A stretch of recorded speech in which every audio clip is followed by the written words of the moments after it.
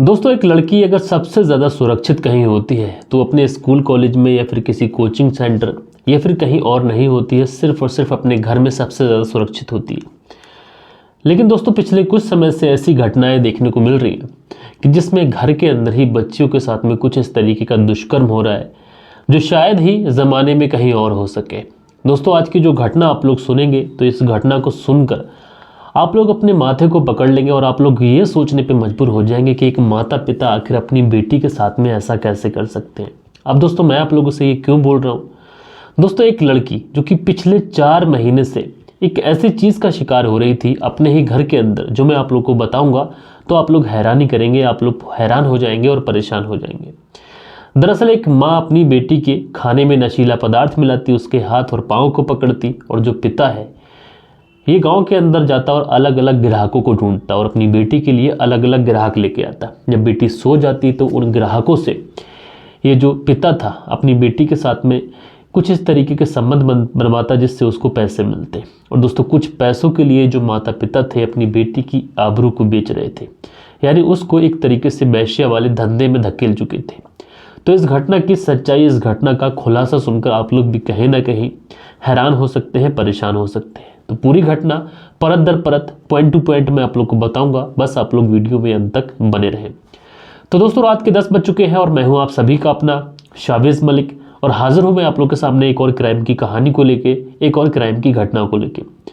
दोस्तों, आज की कहानी में आप लोग को थोड़ा सा आवाज़ डिफरेंट लग सकता है क्योंकि उत्तर भारत के अंदर ठंड बढ़ रही है, मौसम बदल रहा है, तो इस समय सर्दी हो जा रही है और मुझे आज के दिन काफ़ी ज़्यादा सर्दी हो रखी है। तो हो सकता है आप लोग को आवाज़ थोड़ी चेंज दिखाई पड़े, तो उसके लिए मैं माफ़ी चाहता हूँ।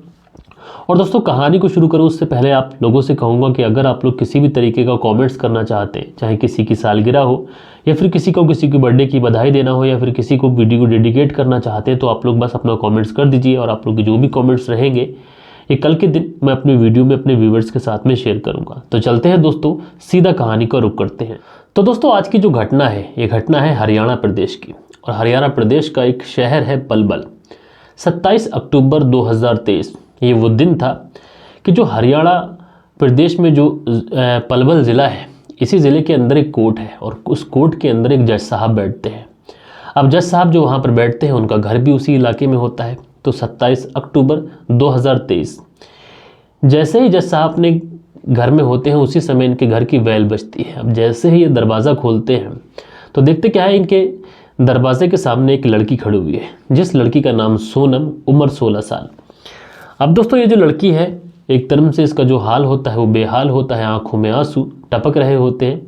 तो जज साहब उस लड़की से पूछते हैं बेटा क्या बात है, क्यों परेशान हो। तो वो लड़की बताती है कि जज साहब मैं बहुत परेशान हूँ और मुझे इंसाफ दिला दीजिए।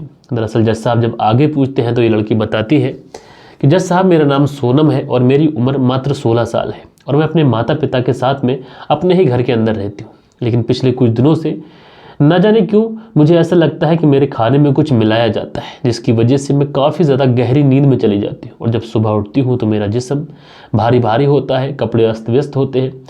ये पिछले कुछ समय से लगातार मेरे साथ में चल रहा है। और जब मुझे इस चीज़ का पता चला तो वो ये था कि मैं जब गहरी नींद में चली जाती हूँ तो जो मेरे पिता है ये मेरे लिए अपने दोस्तों को लेके आते हैं, कुछ अनजान लोगों को लेके आते हैं और उनसे मेरे साथ में शारीरिक संबंध बनवाते हैं। यानी मेरे साथ में एक तरीके से मुझसे वो कृत्य लेते हैं मेरी सोने के बाद में, जो एक तरीके से एक वेश्या से लिया जाता है। इस तरीके से ये मेरे साथ में काम कर रहे हैं।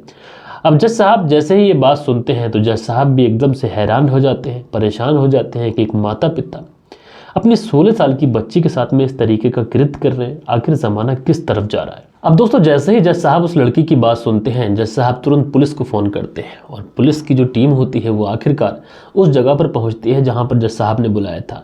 दरअसल जो थाना प्रभारी होती हैं इंस्पेक्टर सुशीला, ये भी वहां पर पहुंचती हैं मौके पर और उस लड़की को अपने साथ लेती हैं। उस लड़की से जब आगे पूछती हैं कि बेटा हमें बताओ तो क्या हुआ है, तो वो लड़की जो है मासूम सी, सहमी, डरी हुई, उसकी आंखों में आंसू हैं। उसकी हालत देखकर ऐसा लग रहा है कि लड़की न जाने कितनी ही परेशान है। तो जो इंस्पेक्टर साहिबा होती हैं सुशीला, वो इस लड़की को दिलासा देते हुए कहती हैं कि बेटा पूरी बात बताओ, तुम्हें इंसाफ ज़रूर मिलेगा। तो ये लड़की जो इंस्पेक्टर साहब होती हैं उनको जो कहानी सुनाती है, यकीनन उस कहानी को सुनने के बाद में वहाँ पर जितने भी लोग मौजूद होते हैं उनकी आंखों से आंसू रुकते नहीं हैं और उनकी आंखों से आंसू बहने लगते हैं। दरअसल ये लड़की बताती है कि मेरा नाम सोनम है और मेरी जो उम्र है ये मात्र 16 साल है और मैं अपने माता पिता के साथ में बड़ी खुशहाल ज़िंदगी गुजार रही थी। लेकिन पिछले 3 साल हो गए। 3 साल पहले अचानक से मेरे पिता की डेथ हो जाती है, यानी मेरे पिता हमेशा हमेशा के लिए इस दुनिया में मुझे अकेला छोड़कर चले जाते हैं। ये लड़की बताती है कि जब उसके पिता का देहांत हुआ था तो उसकी बड़ी बहन की शादी हो चुकी थी। अब घर में मैं और मेरी माँ बस अकेले थे। लेकिन घर का जो भरण पोषण था, ये हमारी कुछ दुकानें थीं जो बाहर की साइड थीं, वो किराए पर उठी हुई थीं। उनका जो भी किराया आता था उससे हमारे घर परिवार का जो खर्चा था, जो भरण पोषण था, जो रोज़मर्रा की ज़िंदगी थी वो चल रही थी। किसी भी तरीके की कोई परेशानी नहीं थी। हम अपनी ठीक ठाक ज़िंदगी गुजार रहे थे। पिता का जो गम था वो भी अब कम हो चुका था और अपनी आने वाली ज़िंदगी की कामना कर रहे थे कि आने वाली ज़िंदगी ठीक हो, अच्छी हो, खूबसूरत हो। लेकिन उसी समय कुछ ऐसा होता है कि अब से 1 साल पहले जो मेरी माँ है उसने दूसरी शादी कर ली। अब जब मेरी माँ ने दूसरी शादी की तो जो व्यक्ति था, जिस व्यक्ति से शादी की थी, वो आदमी भी अब हमारे घर में आके रहने लगा था। यानी मेरा सौतेला पिता अब मेरे घर में आके रहने लगा था।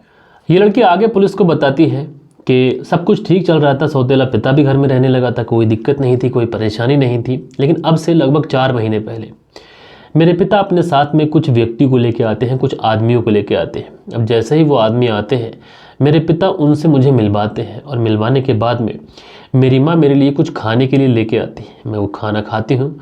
उसके बाद में मैं गहरी नींद में सो जाती हूँ। लेकिन जब मैं सो के उठती हूँ तो वो जो मेहमान थे घर पर, वो होते नहीं हैं, यानी वो चले जाते हैं। अब मुझे ये समझ नहीं आता है कि मैं आखिर इतनी गहरी नींद में सो कैसे गई। और जब मैं उठी थी तो मेरा सर बहुत ज़्यादा भारी था और मेरे जो कपड़े थे वो भी काफ़ी ज़्यादा अस्त व्यस्त थे। तो मुझे पहले तो ऐसा लगता है कि मेरे साथ में कुछ ना कुछ तो गलत हुआ है। लेकिन मैं सोच कर रह जाती हूँ कि मेरी माँ, वो तो मेरी सगी माँ है। भले ही बाप सौतेला है, लेकिन माँ तो मेरी सगी माँ है, यानी मेरे साथ में कुछ गलत तो हो नहीं सकता। उसके बाद मैं उन चीज़ों को भूल जाती हूँ। लेकिन जैसे ही 2-4 दिन गुजरते हैं, पिता फिर से कुछ आदमियों को लेके आते हैं, उनका मुझसे इंट्रोडक्शन कराते हैं। उसके बाद माँ मुझे खाने को कुछ मिठाई ऐसा कुछ देती, मैं बेहोश हो जाती। उसके बाद जब मैं उठती तो घर पे कोई नहीं होता और मुझे अपने अंदर काफ़ी चेंजेस देखने को मिलते हैं। यानी मेरी जिस्म भारी भारी, कपड़े अस्त व्यस्त और प्राइवेट पार्ट में भी कुछ ऐसा महसूस होता कि उसके साथ में कुछ ना कुछ हुआ है।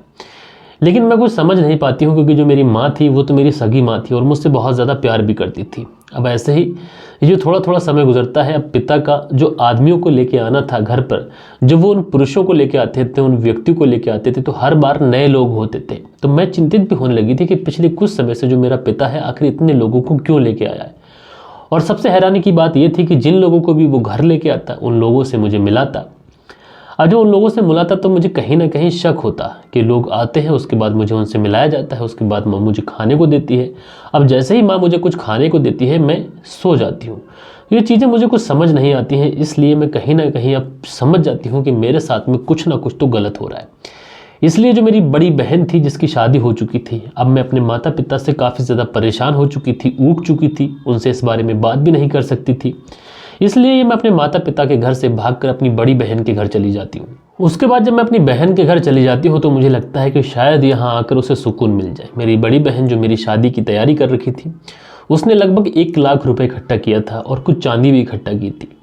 उसके बाद में जो मेरी माँ है, आखिरकार मेरी बड़ी बहन के घर भी पहुँच जाती है। वो मेरी बहन से बात करती है और इस बारे में मेरी बहन को कुछ पता नहीं होता। दरअसल मैंने भी उसके बारे में कोई बात नहीं की थी। उसके बाद में मेरी जो माँ है, वो मेरी बहन से वो 1 लाख रुपया लेती है और जो कुछ चांदी मैंने इकट्ठा करके रखी थी वो चांदी लेती है। उसके बाद मुझे अपने साथ में लेकर घर वापस आ जाती है। अब जैसे ही मैं लौटकर घर आती हूँ, जो मेरा पिता था ये मेरा बेसब्री से इंतजार कर रहा था, क्योंकि उसकी आमदनी रुक चुकी थी। अब जैसे ही मैं घर आती हूँ तो इस बार अब ये लोग मुझे नींद की गोली नहीं देते थे, बल्कि होशो हवास में मेरे साथ में रेप करवाते थे। उन ग्राहकों को बुलवाकर उनके साथ में मुझसे दुष्कर्म करवाते थे। इस तरीके से ये सिलसिला था, ये लगातार चलने रहता है। अब कभी कभी मैं चीखती हूँ तो चिल्लाती हूँ और मैं विरोध करती हूँ तो जो मेरी माँ है ये मेरे हाथ और पाँव पकड़ती, और कभी कभी तो मेरा पिता भी मेरे साथ में रेप करता। जब इस तरीके से लगातार दुष्कर्म मेरे साथ में होता रहता है तो मुझे मेरी एक फ्रेंड बताती है कि वहाँ पर एक जज साहब रहते हैं, उस जज साहब से तुम मदद ले लो। उसके बाद में मैं जज साहब के पास आती हूँ, जज साहब को पूरी बात बताती हूँ, जज साहब आपको इन्फॉर्म करते हैं। उसके बाद में आप मुझसे यहाँ पर बात कर रही हैं। ये जो पूरी बात है वो लड़की बताती है। अब जैसे ही जो इंस्पेक्टर सुशीला थी वो ये बात सुनती है तो उनकी भी आंखों में आंसू आ जाते हैं। इंस्पेक्टर सुशीला तुरंत एक टीम का गठन करती है और उन लोगों की गिरफ्तारी का ऑर्डर देती है। अब जैसे ही पुलिस वहाँ पर उन्हें गिरफ्तार करने के लिए पहुँचती है तो उन दोनों को, यानी पति पत्नी को, ये पता लग चुका था कि उनकी जो बेटी है ये पुलिस के सामने गई है। ये लोग वहाँ से फरार हो जाते हैं। बहरहाल पुलिस उनकी तलाश कर रही है और जैसे ही लोग गिरफ्त में आएंगे तो इन लोगों के खिलाफ जो भी मुकदमा बनेगा, जो भी केसेस बनेंगे, उसके आधार पर इन लोगों को सज़ा दी जाएगी। लेकिन दोस्तों सबसे बड़ा सवाल ये है कि आज के ज़माने में अगर माँ, चलो पिता सौतेला था लेकिन माँ तो सगी थी, अगर माँ और बाप बच्चों से घर में ही इस तरीके का कृत्य करेंगे, कृत्य करवाएंगे, तो फिर आखिर बच्चियों का जो भविष्य है वो कहाँ सुरक्षित रहेगा। अब आप लोग देखेंगे, खासकर अगर हम बात करें अपने पड़ोसी मुल्क पाकिस्तान की, तो पाकिस्तान में जो रेप के केसेस आते हैं उसमें 80 से 85% जो रेप करने वाले होते हैं वो रिश्तेदार होते हैं। लेकिन दोस्तों इन कहानी को सुनाने का मतलब आपको बिल्कुल भी परेशान करने वाला नहीं है, बल्कि हैरान करना भी नहीं, बल्कि आप लोग को ये बताना है कि समाज के अंदर कुछ लोग ऐसे हैं जो रिश्तों की भी कदर नहीं करते। आप लोग इस घटना के बारे में जो भी बोलना चाहें अपनी राय नीचे कमेंट्स बॉक्स में लिख सकते हैं। और दोस्तों कल के दिन जिन लोगों ने भी कमेंट्स किए थे, अब वक्त होता है उन लोगों के कमेंट्स पढ़ने का। सो दोस्तों कल के दिन जो हमारे वीडियो पे कमेंट्स आए थे, ये लिखती हैं माय नेम इज़ आमना, दुनिया में सबसे ज़्यादा जो क्राइम हो रहा है ये फिजिकल वाली चीज़ों के लिए होते हैं। ये वही लोग हैं जो हर रिश्ते को भरोसा है, इसी वजह से इन जो भरोसा है ये उठता जा रहा है। तो आमना जी आप हमारी वीडियो देखती हैं और साथ के साथ कमेंट्स भी करती हैं, तो आपका बहुत बहुत धन्यवाद। उसके बाद में ALM37 करके आईडी है, लिखते हैं it's very sad to hear about death of young boy with our the fault of but thrilling story keep it up. तो इनका नाम जो है इन्होंने लिखा है आदिल अहमद और ये फ्रॉम इन्होंने लिखा है वनाम वदी से हमारी कहानी सुनते हैं। तो भाई आपका बहुत बहुत धन्यवाद। उसके बाद में सर मैं एजाज अहमद भाई ऐतिहासिक शहर औरंगाबाद महाराष्ट्र से आपकी कहानी सुनता हूं। तो भाई आपका बहुत बहुत धन्यवाद।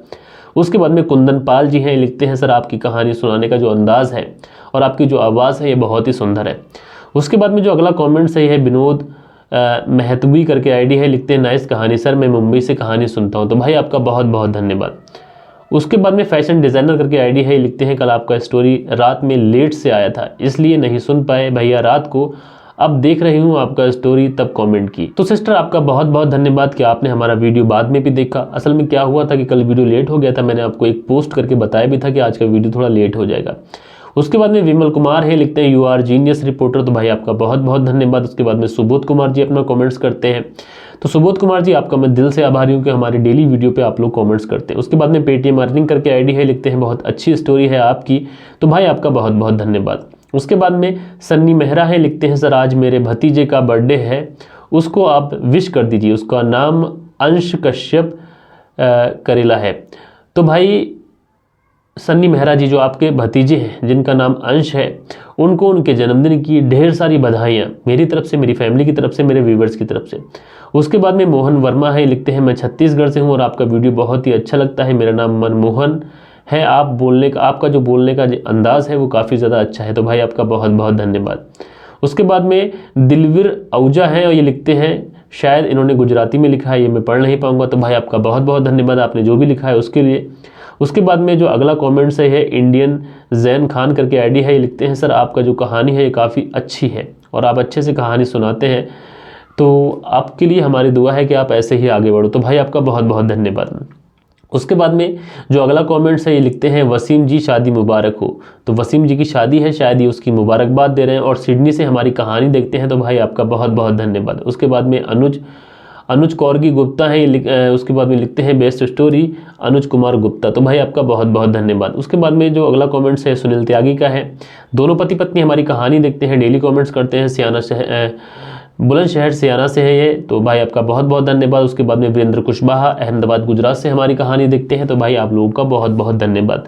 सो दोस्तों ये कुछ कमेंट्स थे जो कल के दिन हमारे व्यूअर्स ने हमारी कहानी पे किए थे। आप लोग भी अगर कोई कमेंट्स करना चाहते हैं, किसी को किसी के बर्थडे की बधाई देना चाहते हैं या फिर किसी को किसी की सालगिरह की या फिर वीडियो किसी को डेडिकेट करना चाहते हैं, तो आप लोग का जो भी कमेंट्स है ये आप लोग कर दीजिए और आप लोग का जो भी कमेंट्स रहेगा ये कल के दिन मैं अपने वीडियो में अपने व्यूवर्स के साथ में शेयर करूंगा। तो मिलते हैं हम लोग कल के दिन किसी और क्राइम स्टोरी के साथ में। जब तक के लिए अपना ख्याल रखें, परिवार के रिश्तों की अहमियत को समझें, बड़ों का ख्याल रखें, बच्चों का ख्याल रखें, देश का ख्याल रखें। जय हिंद, जय भारत।